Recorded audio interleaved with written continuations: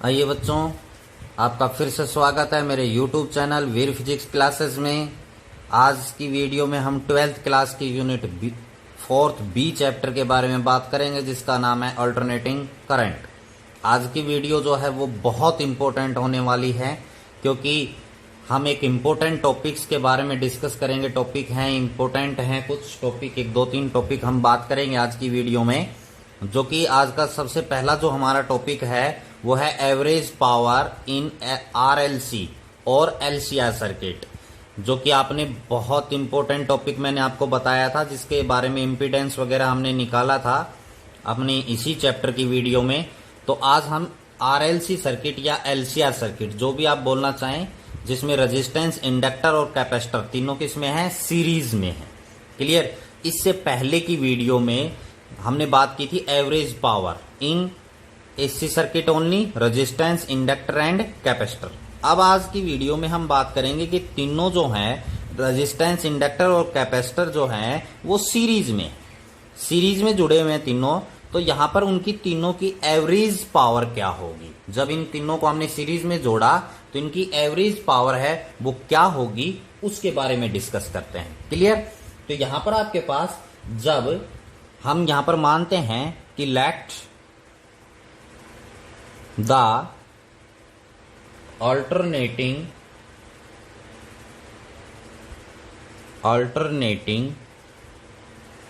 EMF, यानी alternating EMF है applied to an RLC circuit. हमने क्या किया, माना है कि अल्टरनेटिंग ईएमएफ अप्लाई किया किसमें, आरएलसी जो सर्किट है या एलसीआर सर्किट में, उसमें E that is equal to E not sine omega T, equation number first. इतना ईएमएफ है वो अप्लाई किया है। और फिर बात आती है किसकी, करंट की।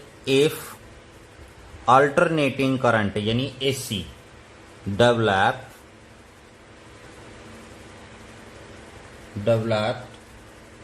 lags behind the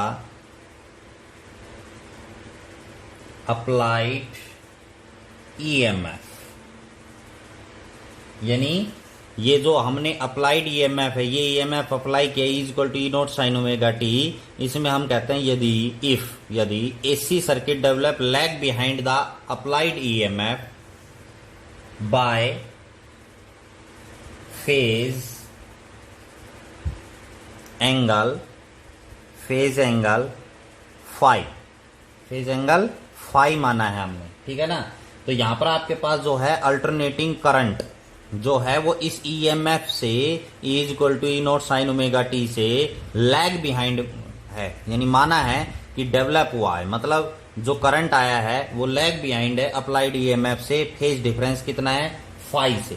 देन तो अब आपको पता है कि ये करंट है, क्या माना है, लैग बिहाइंड। तो I that is equal to क्या हो जाएगा बेटा, I not sine omega T minus phi आ जाएगा। This is equation number second. कि ये जो एलसीआर सर्किट है या आरएलसी सर्किट है, इसमें ईएमएफ ये डेवलप हुआ और करंट है वो माना है लैग बिहाइंड है, कितने से, फाई एंगल्स फेज डिफरेंस से वो क्या है, लैग बिहाइंड, मतलब पीछे है। क्लियर। तो अब आपको पता है कि भैया जो पावर है ना, पावर वो किसके बराबर है, किसके बराबर होती है, वर्क अपॉन टाइम। पावर किसके बराबर होती है, वर्क अपॉन टाइम। तो हम कहते हैं, आप लिखेंगे यहां पर कि जो पावर है P power maintain constant in the circuit for the time dt, then we need to do work, small work. Clear. For the small time dt। तो यहां पर dw स्मॉल वर्क है वो किसके बराबर होगा बेटा, पावर इंटू टाइम, मतलब dt, स्मॉल टाइम dt आप डिस्कस करें। क्लियर। तो क्योंकि वर्क क्रॉस मल्टीप्लाई करेंगे, वर्क क्या हो जाएगा, पावर इंटू टाइम। तो यहां पर हम क्या कर रहे हैं, स्मॉल वर्क क्या करने के लिए, जो पावर है उसको कांस्टेंट रखने के लिए for the small time dt, तो यहां पर dw that is equal to power. Power कैसे निकालेंगे आप? आपको पता है पावर का दूसरा फार्मूला और क्या होता है? P that is equal to voltage into current. Voltage into current, तो E ये वोल्टेज, ये I क्या है? करंट। दोनों को क्या करेंगे? मल्टीप्लाई। तो यहां पर आपके पास क्या हो जाएगा? E not sine omega T into I not sine omega T minus 5। बेटा ध्यान से देखना है इस वीडियो को, क्योंकि आगे जाकर इसमें इंटीग्रेशन वगैरह करना पड़ेगा। तो इसमें आप अगर वीडियो को स्किप करते चले जाएंगे तो आपकी समझ में नहीं आएगा स्टेप क्या आ गया। इसलिए वीडियो को लगातार देखते रहें ताकि आप इजीली उसको समझ सकें। क्लियर? यहां पर work dw that is equal to power into time, तो टाइम यहां पर क्या लिखना है? dt, ये dt यहां पर आ जाएगा। Clear? E not I not दोनों मल्टीप्लाई कर दिया, साइन ओमेगा टी, क्या गया? Sign omega T. अब यहां पर क्या है? साइन ओमेगा टी माइनस 5 है, तो इसमें ये किसका फार्मूला लग जाएगा? साइन ए माइनस बी का फार्मूला लग जाएगा। क्या लग जाएगा? साइन ए माइनस बी। तो यहां पर आपके पास, यहां पर आप लिखेंगे, यहां पर मैं ब्रैकेट लगा देता हूं, तो ये क्या हो जाएगा? Sine omega T cos 5 minus cos omega T sine 5, और ये हो गया dt। ध्यान से देखना है, थोड़ा सा लेंथी है मैथमेटिकली वर्क इस आर्टिकल के अंदर, तो ध्यान से देखें। E not I not multiply sign omega T यूं का यूं, यहां पर साइन ओमेगा टी माइनस 5, तो ये साइन ए माइनस बी का फार्मूला लगा दिया, साइन ओमेगा टी कॉस 5, यहां पर कॉस ओमेगा टी साइन 5, और dt है ये। क्लियर? इसके बाद अब आप देखिए dw work that is equal to E not I not. अब यहां पर जो साइन ओमेगा टी है इसको यहां पर मल्टीप्लाई करेंगे अंदर, तो इस टर्म को इससे मल्टीप्लाई करेंगे, तो यहां पर आपके पास क्या आ जाएगा? साइन स्क्वायर ओमेगा टी हो गया, और क्या आएगा? कॉस 5 माइनस, इनको भी मैं अंदर मल्टीप्लाई कर देता हूं सारे को। E नॉट I नॉट, यहां पर साइन को मल्टीप्लाई करेंगे तो यहां पर आपके पास क्या करेगा? Sine omega T cos omega T sine 5।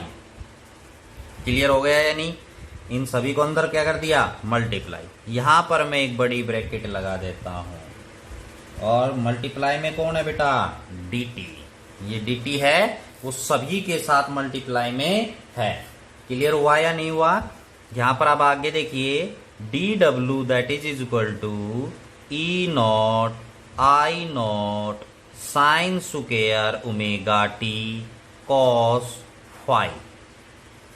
अब जो साइन स्क्वायर ओमेगा टी है, अब हम फिर से अलग अलग के बारे में बात डिस्कस करेंगे, इंटीग्रेशन हम यहां पर निकालेंगे। यहां पर आइए, यहां पर आपके पास क्या है? E not I not.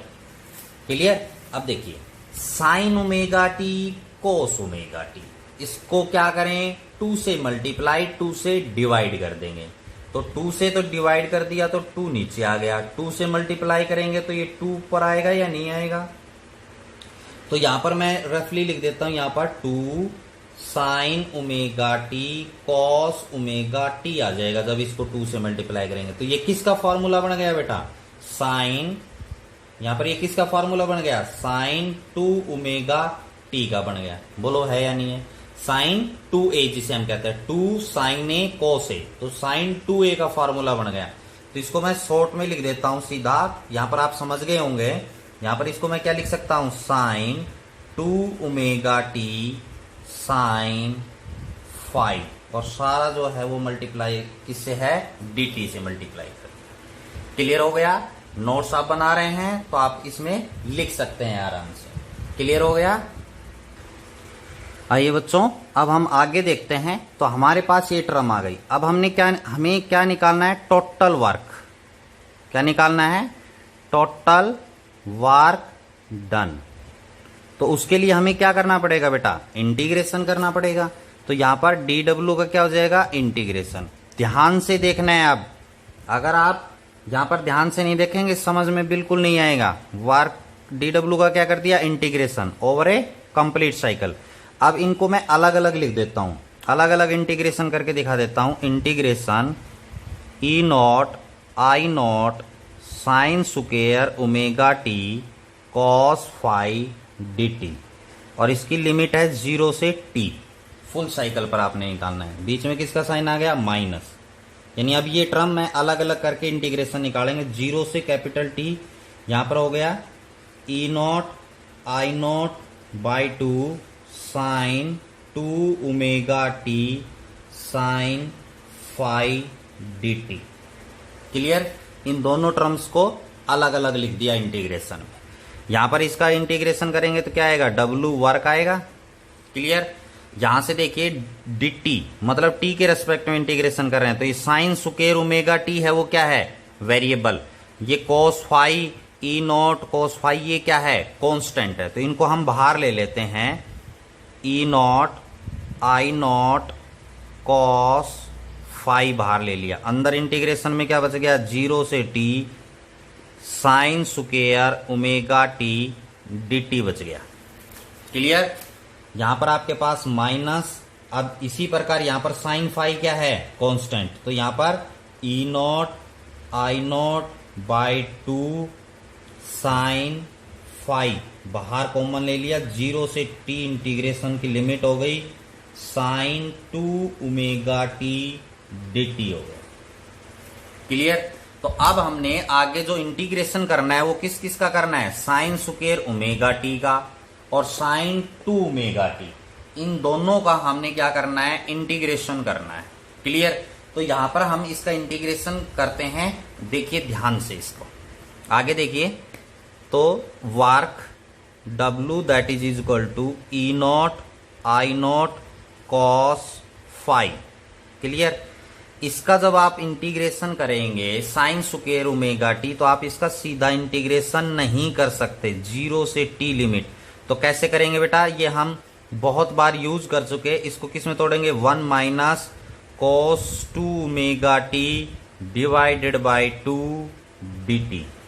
बोलो करेंगे कि नहीं करेंगे। इसको हमने इस फॉर्मूले को तोड़ दिया, साइन स्क्वायर ओमेगा टी को, minus E not I not divided by 2 sine phi.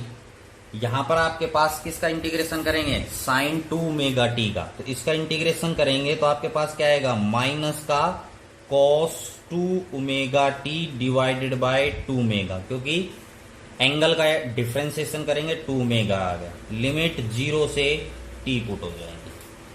Clear. अब यहां पर आइए फिर से, work W that is equal to E not I not cos phi. अलग अलग करना है अब आप इसको इंटीग्रेशन को। इंटीग्रेशन 0 से t लिमिट 1/2 dt। क्लियर। ये इंटीग्रेशन हो गया।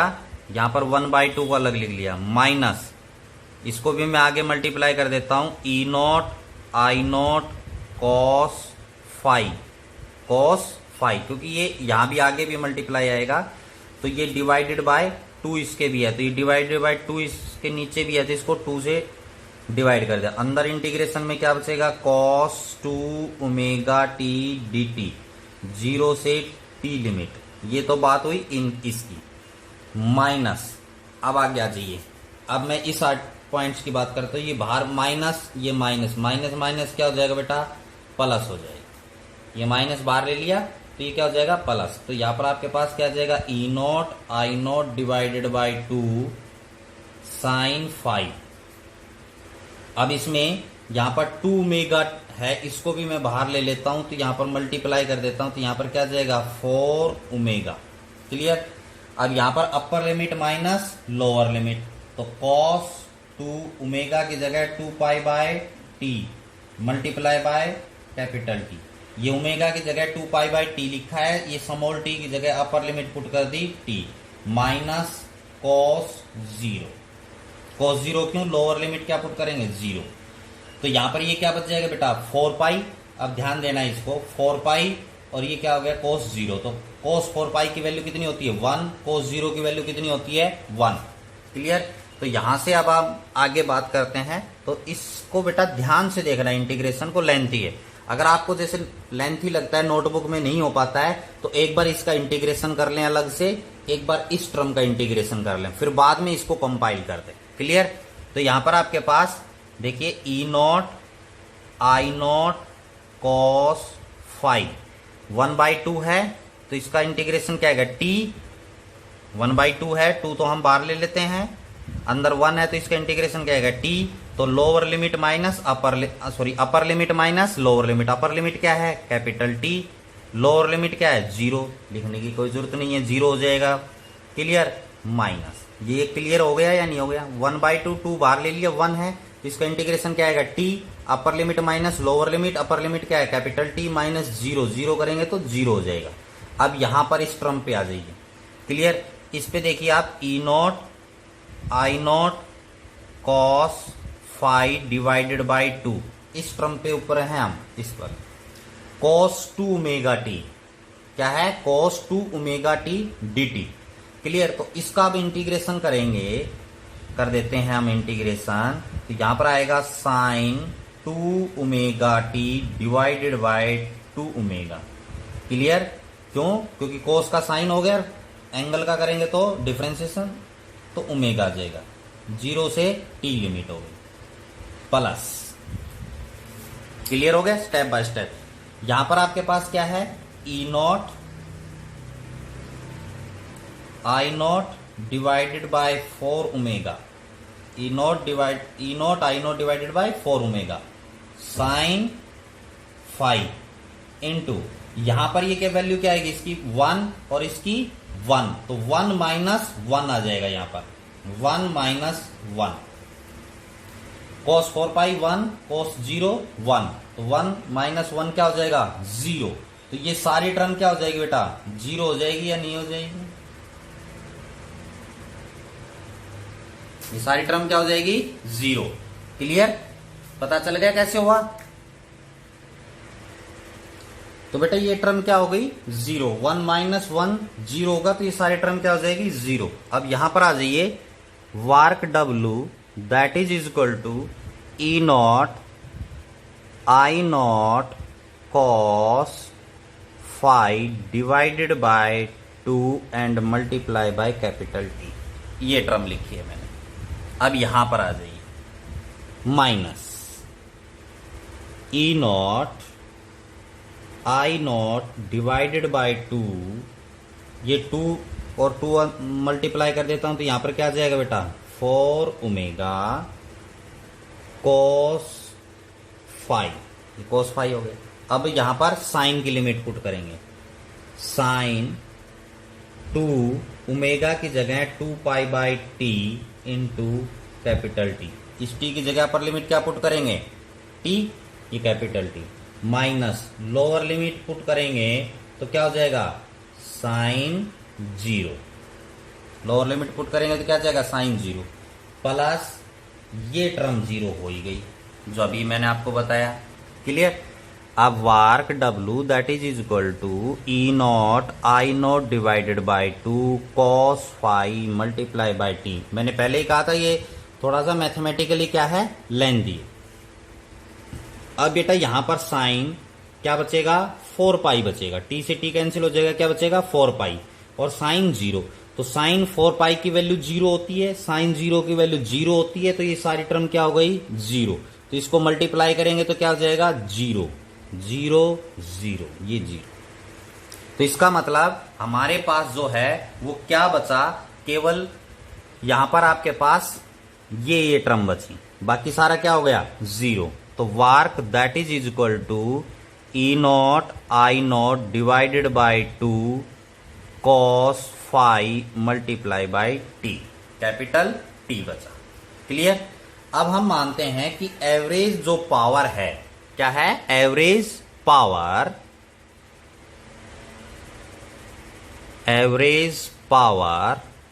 किसके बराबर होगी, total work upon time period total T. Clear. क्योंकि फुल साइकिल पर ले रहे हैं तो टोटल टाइम पीरियड क्या है t है, तो average power P that is equal to work किसके बराबर है, ये रहा, तो E not I not divided by 2 cos phi, और T से T क्या हो जाएगा बेटा, कैंसिल हो जाएगा, क्योंकि वर्क अपॉन टाइम करेंगे। तो इसी को इसी फॉर्म में लिखेंगे तो ये क्या हो जाएगा बेटा, इसको E not divided by √2 I not divided by √2 cos phi, तो power that is equal to ये क्या हो जाएगा, EV, ये क्या हो गया, IV cos phi. This is the average power in RLC circuit और a LCR circuit. E not ये वर्चुअल हो गया, ये I वर्चुअल हो गया, और ये क्या हो गया, cos फाई। फाई क्या है, फेज डिफरेंस को रिप्रेजेंट करता है, क्लियर। तो और AC circuit containing only resistance में क्या था, ये cos फाई नहीं था, एवरेज पावर ये आई थी। बाकी इंडक्टर और कैपेसिटर में एवरेज पावर क्या थी, 0 थी, क्लियर। तो ये एवरेज पावर आ गई किसकी, RLC सर्किट या LCR सर्किट की। तो बच्चों आज के लिए इतना ही, फिर मिलते हैं नेक्स्ट वीडियो में के साथ। Thank you and have a nice day.